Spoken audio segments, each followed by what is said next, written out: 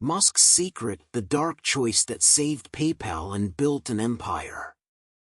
The streets of Palo Alto were silent in the early morning hours, but in PayPal's offices, a single light still burned. It was 2001. The business world was collapsing. The dot-com bubble had burst with devastating force, taking with it dreams, fortunes, and reputations built over decades. At the epicenter of this technological storm, a 30-year-old man walked alone through the empty corridors of a company that seemed destined for failure. Elon Musk stopped in front of the panoramic window on the 10th floor. Down below, the streets of Palo Alto slept, but he knew that across the country, in New York, financial markets were already beginning to stir. And with them, another day of relentless pressure. PayPal was dying. The numbers didn't lie. The company that was supposed to revolutionize online payments was bleeding money at an alarming rate. More than $10 million per month, disappearing like sand through fingers. Investors were beginning to whisper about bankruptcy. The tech press was already preparing obituaries. "Musk is lost," a TechCrunch columnist had written the previous week. PayPal is just another victim of Silicon Valley's brutal reality. But that early morning, while the world slept, Elon Musk was making a decision that would change not only PayPal's fate, but the direction of global technology itself. 3 months earlier, the scenario was already grim. Musk had founded X.com in 1999, with the audacious vision of creating a completely digital bank. It was a revolutionary idea, dangerous. Traditional banks saw him as a threat. Regulators saw him as a reckless young man playing with fire. The merger with PayPal, a rival company founded by Peter Thiel and Max Levchin, seemed like the perfect solution. Two forces uniting against the traditional financial establishment. But from day one, the differences were evident. Thiel was calculating, cold, pragmatic. He believed in controlled growth, in every step measured with surgical precision. Musk was the opposite, visionary, impulsive, willing to bet everything on a single play. "You're going to break the company," Thiel said during a tense meeting in September 2000. The two were alone in the conference room, Palo Alto's lights twinkling through the bulletproof windows. "It'll break if we don't grow fast enough," Musk replied, his fists clenched on the mahogany table. "The world is changing, Peter. Either we change with it, or we die trying to maintain the status quo." But reality was more complex than visions and philosophical discussions. PayPal faced a devastating problem: massive fraud. Criminals from around the world had discovered ways to exploit the online payment system. Stolen credit cards, fake identities, phantom transactions, every day, millions of dollars simply vanished. The anti-fraud system was primitive. The company relied on a team of analysts working around the clock, manually investigating every suspicious transaction. It was like trying to empty the ocean with a leaky bucket. "We're losing the war," confessed Reid Hoffman, one of the co-founders, during an emergency meeting. "For every dollar we earn, we lose 3 to fraudsters." Musk knew the traditional solution would be to reduce growth, implement stricter controls, make the system slower, safer. It's what all the consultants recommended. It's what made sense. But it wasn't what he would do. External pressure was relentless. The tech press, which had previously celebrated PayPal as the digital payments revolution, now questioned every move the company made. "PayPal, the next Pets.com?" asked the sarcastic Wired headline. Investors were nervous. Sequoia Capital, one of Silicon Valley's most respected funds, began pressuring for leadership changes. Mike Moritz, Sequoia's partner, didn't hide his dissatisfaction. "You're burning money faster than you can raise it," he said during a tense video conference with the company's board. "This isn't sustainable growth. It's corporate suicide." Musk listened in silence, but his eyes revealed iron determination. He had learned something fundamental in previous years: great changes require great risks. Zip2, his first company, had only prospered when he bet everything on a single strategy. But PayPal was different. The money involved was bigger. The consequences of failure, more devastating. And then came the hardest blow. In October 2000, during one of the most tense meetings in the company's history, the board made a decision that would shake Musk to his core: he would be removed from the CEO position. "This isn't a personal decision," Peter Thiel explained, officially taking over leadership. "It's a matter of the company's survival." Musk remained silent during the entire announcement. But those who knew him well noticed something different in his eyes. It wasn't anger, it was something deeper. It was the expression of someone who had just discovered exactly what he needed to do. The following months were the darkest of Musk's career up to that point. Formally, he remained at the company as the largest individual shareholder. But in practice, he was isolated from major strategic decisions. It was like watching from the stands while others drove the car he had helped build. Sleepless nights became routine. Musk spent hours in PayPal's empty offices, studying financial reports, analyzing transaction data, looking for patterns others couldn't see. It was during one of these solitary vigils that he had his first epiphany. The problem wasn't just fraud, it was how the company viewed fraud. Everyone saw fraudsters as external enemies, criminals attacking the system from the outside in. But Musk began to perceive something different: fraudulent behavior patterns followed predictable mathematical logic. If he could map these patterns, if he could anticipate them. What if it wasn't about preventing fraud? He murmured to himself during a cold November dawn. What if it was about making it irrelevant? The idea was radical. Instead of spending resources fighting fraudsters after they attacked, why not create a system that identified them before they even tried?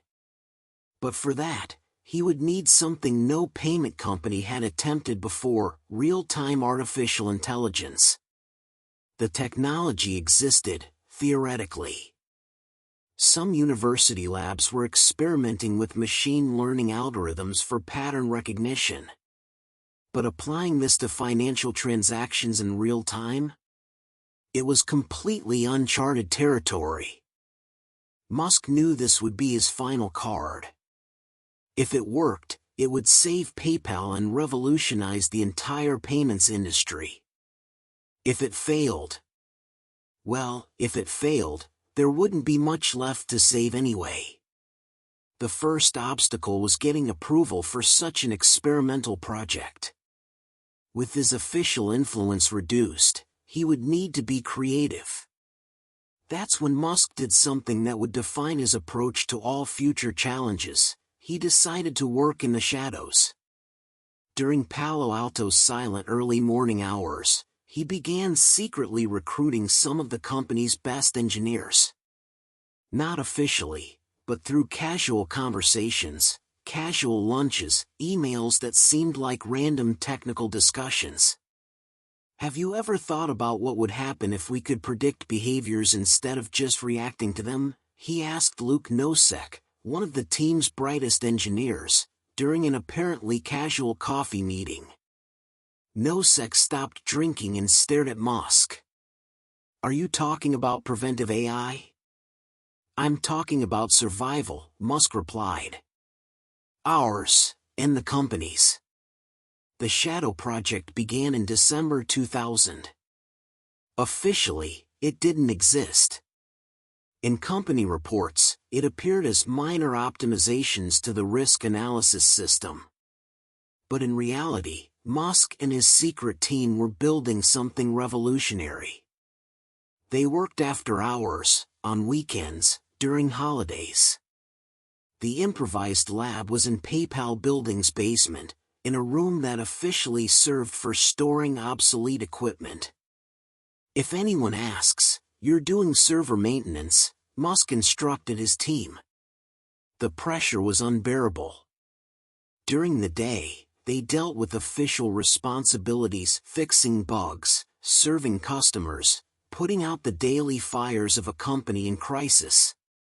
At night, they built the future. Max Levchin, PayPal's co-founder and CTO, began to suspect. "Something strange is happening," he commented to Peter Thiel during an executive meeting. "Some servers are being used in irregular ways." Thiel frowned. He knew Musk well enough to know that technical irregularities usually meant unauthorized experiments. "Keep your eyes open," he instructed Levchin. "And let me know if you discover anything." But Musk was always one step ahead. He had learned, during his years as an entrepreneur, that sometimes the best ideas are born in clandestinity. Away from committees, bureaucratic approvals, voices that say no before even understanding the question. In January 2001, the first prototype was working. It was rudimentary, full of bugs, slow, but it worked. The system could analyze transaction patterns in real time and identify suspicious behaviors with 78% accuracy. It was much more than any existing system at the time. "It's not perfect," Musk admitted during a secret demonstration for his team. "But it's enough to prove the concept." Luke Nosek was fascinated. "If we can increase accuracy to 85%, we'll be ahead of anything that exists in the market." "If we can reach 90%, Musk replied with an enigmatic smile, "we're going to change how the world thinks about digital payments." But there was a problem. Implementing the system at PayPal would require a complete restructuring of the technological infrastructure. It would be expensive, risky, and totally visible to company leadership. Musk knew Peter Thiel would never approve such an experimental project at a company that was already burning millions per month. That's when he made the riskiest decision of his career up to that moment. The emergency meeting was called for a Tuesday, February 13, 2001. January numbers had arrived, and they were devastating. PayPal had lost $12.4 million in just the first month of the year. If the trend continued, the company would have enough money to survive only until July. "We need drastic solutions," Peter Thiel announced to the board gathered in the main conference room. "Otherwise, we'll be closing our doors before summer." The proposals were predictable: staff cuts, benefit reductions, closure of international operations, implementation of higher fees to reduce transaction volume. It was the classic playbook of a company in crisis: shrink until the math works. Musk listened in silence during the entire presentation. When everyone finished speaking, he stood up slowly. "I have an alternative proposal," he said, his voice cutting through the room's tense silence. Thiel looked at him skeptically. "Elon, we've already discussed your ideas about accelerated growth. We don't have resources for." "I'm not talking about growth," Musk interrupted. "I'm talking about intelligence." And then, for the first time, he revealed the secret project. During the next 45 minutes, Musk presented data, demonstrations, financial projections. He showed how the preventive AI system could reduce fraud losses by up to 70% in the first 6 months. The room was in absolute silence. "You built this without authorization?" asked Mike Moritz from Sequoia Capital, his voice carrying a mixture of admiration and irritation. "I built it because it was necessary," Musk replied simply. Reid Hoffman leaned forward. "And it works? Does it really work? See for yourselves." The live demonstration was a moment of cinematic tension. Musk connected his laptop to the conference room projector. On screen appeared lines of code, real-time graphics, algorithms processing actual PayPal transaction data. "This is our current system," he explained, pointing to a series of red bars on the graph. Each bar represents a fraudulent transaction that went unnoticed. There were many red bars. "And this," he clicked to the next screen, "is the same period analyzed by the new system." The red bars had practically disappeared.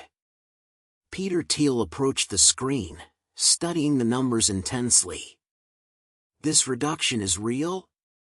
"We tested with data from the last 6 months, Musk confirmed. "Retrospectively, the system would have identified 84% of frauds before they happened." The silence in the room was deafening. Max Levchin finally broke the silence. "How much would it cost to implement this?" Musk took a deep breath. He knew this question would define PayPal's future, and his own future. $2.8 million for complete implementation. Plus $800,000 in monthly operational costs during the first 6 months. Additional expenses at a company that was already bleeding money. It was exactly the opposite of what any financial consultant would recommend. "It's insanity," murmured one of the board members. But Mike Moritz was studying the numbers with growing attention. "If these results are confirmed, we'd be saving almost $8 million per month in fraud losses." Thiel did the math quickly. Payback would be in less than 2 months. "If it works," emphasized another board member. Musk looked directly at Thiel. "Peter, you've known me long enough to know I wouldn't bet the company's future on something that doesn't work." That's when Peter Thiel made one of the most important decisions in PayPal's history. "I approve," he said simply. "But with one condition." Musk waited, tense. "You personally supervise the implementation. If it goes wrong, if we lose those 3.6 million, the responsibility is entirely yours."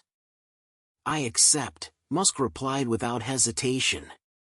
The following 6 weeks were the most intense in PayPal's history. Musk had bet not just company money, but his own reputation and credibility. If the project failed, he wouldn't just be another executive who made a strategic mistake. He would be the man who broke one of Silicon Valley's most promising startups. Implementation required rewriting much of PayPal's core code. It was like performing heart surgery on an awake patient. The company needed to continue operating normally while its central nervous system was completely rebuilt. Teams worked 16-hour shifts. Musk slept in the office, on an improvised bed in the same basement where the project had been born. His diet consisted basically of coffee, energy drinks, and vending machine sandwiches. "You look like a ghost," Luke Nosek commented during one of the coding all-nighters. "Ghosts haunt the past," Musk replied, his red eyes glued to the screen. "I'm building the future." But external pressure remained relentless. The press had discovered that PayPal was making significant changes to its technological infrastructure. Speculation was pessimistic. "PayPal takes desperate measures to avoid bankruptcy," wrote the San Francisco Chronicle. Musk bets company's future on untested technology, published Forbes. Competitors began circling like vultures. Traditional banks, which had previously seen PayPal as a technological curiosity, now viewed it as wounded prey, ready to be devoured. If they fail, commented a Citibank executive during an industry conference, it will prove that digital payments are just a passing fad. Launch day was set for April 2, 2001. At 3:47 a.m. Pacific Time, the new system was activated. During the first minutes, everything worked perfectly. Transactions flowed normally, algorithms processed data in real time, fraud reports showed promising numbers. Musk, surrounded by his exhausted but hopeful team, watched the monitors with the tension of a flight controller during an emergency landing. "First hour clean," announced one of the engineers. "Second hour, still stable. Third hour, performance 12% above expected." As hours passed, it became increasingly clear that something extraordinary was happening. The system wasn't just working, it was exceeding all projections. At 10 a.m., Peter Thiel arrived at the office to check results personally. "How are we doing?" he asked, trying to disguise the anxiety in his voice. Musk pointed to the main monitor, where real-time graphics showed the day's statistics. Frauds detected, 94% false positives, 3% processing time, 0.7 seconds estimated savings, $127,000 in the first 7 hours. Thiel studied the numbers in silence for long minutes. "This is real?" he finally asked. "It's real," Musk confirmed, but his voice carried exhaustion, not celebration. "But it's just the beginning." First week results were devastating for competitors. PayPal had reduced its fraud losses by 89%. The number was so impressive that it was initially questioned by external auditors. But analysis after analysis confirmed the same reality: the system worked better than any optimistic prediction. More importantly, the reduction in losses allowed the company to finally focus on real growth. Money that previously evaporated in fraud could now be invested in expansion, marketing, product development. "For the first time in months, we can sleep peacefully," Reid Hoffman commented during a follow-up meeting. But for Musk, PayPal's success was just the first act of a much larger symphony. During the long implementation nights, he had had time to reflect on the broader implications of what they were building. Artificial intelligence applied to real problems. Automation that didn't replace humans, but empowered them. Technology that didn't impress just for being new, but for solving fundamental problems. These reflections planted the seeds of everything that would come after. In July 2001, just 3 months after the anti-fraud system launch, PayPal received a $680 million acquisition offer from eBay. It was an astronomical amount for a company that, just months before, seemed destined for bankruptcy. "They're not just buying our technology," Musk explained during one of the last board meetings as an independent company. "They're buying our proof of concept." Peter Thiel agreed. "We showed that it's possible to use artificial intelligence to solve complex financial problems. That's worth much more than $680 million. But Musk was already thinking beyond PayPal.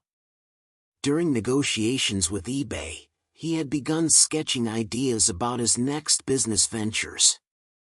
The experience with preventive artificial intelligence had awakened in him a deep understanding of technology's power when applied to seemingly impossible problems.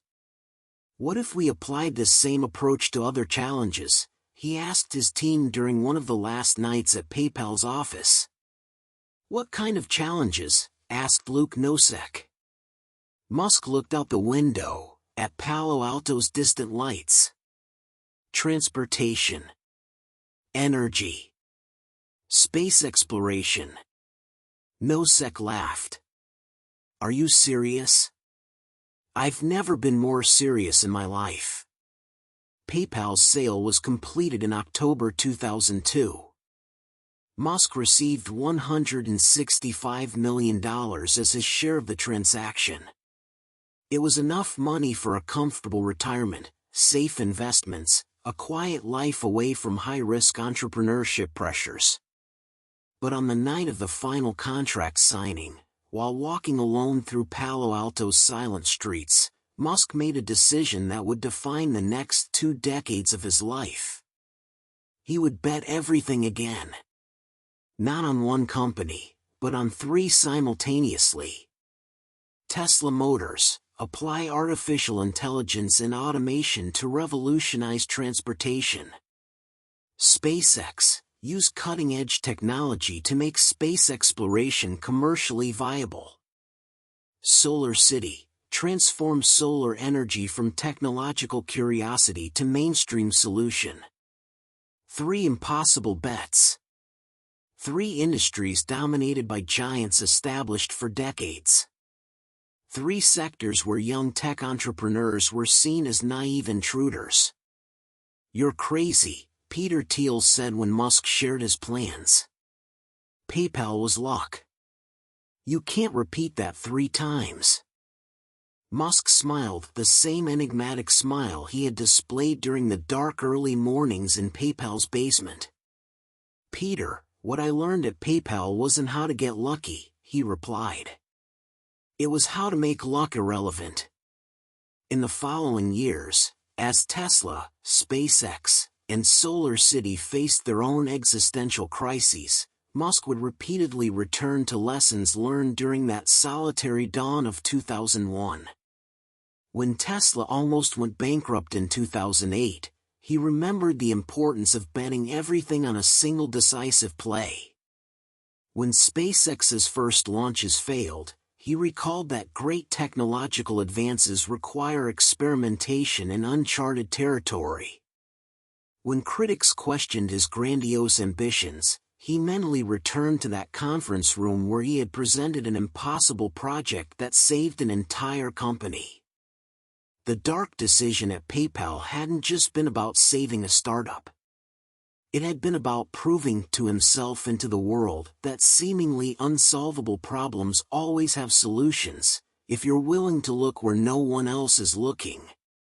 Today, when young entrepreneurs ask Musk about the secret of his success, he frequently returns to that February night of 2001.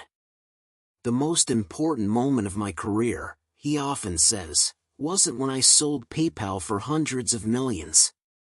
It was when I decided to bet everything on a project that shouldn't have worked. Why shouldn't it have worked, the young entrepreneurs ask. Because all the experts said it was impossible. All historical data suggested failure. All consultants recommended caution. Musk pauses, his eyes reflecting memories of solitary dawns and decisions that changed the course of world technology.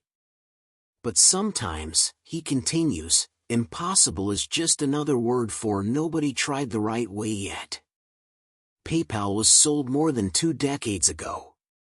But its lessons continue echoing through every rocket SpaceX launches, every electric car Tesla produces, every solar battery that illuminates a home.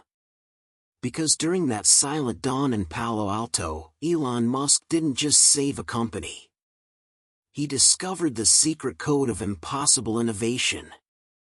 And that code continues being the driving force behind every audacious bet he makes, every dark decision that transforms skepticism into reality, every moment when the world whispers impossible and he responds with an enigmatic smile. The question that remains isn't whether Musk will continue surprising the world. The question is, what will be his next dark decision, and how will it again change what we think is possible? On Palo Alto's silent streets, where it all began, that answer is still being written. One line of code at a time. One impossible bet at a time. One solitary dawn at a time. Thank you for joining me on this cinematic story. If this video touched your heart or inspired you in any way, please like, share, and leave a comment below.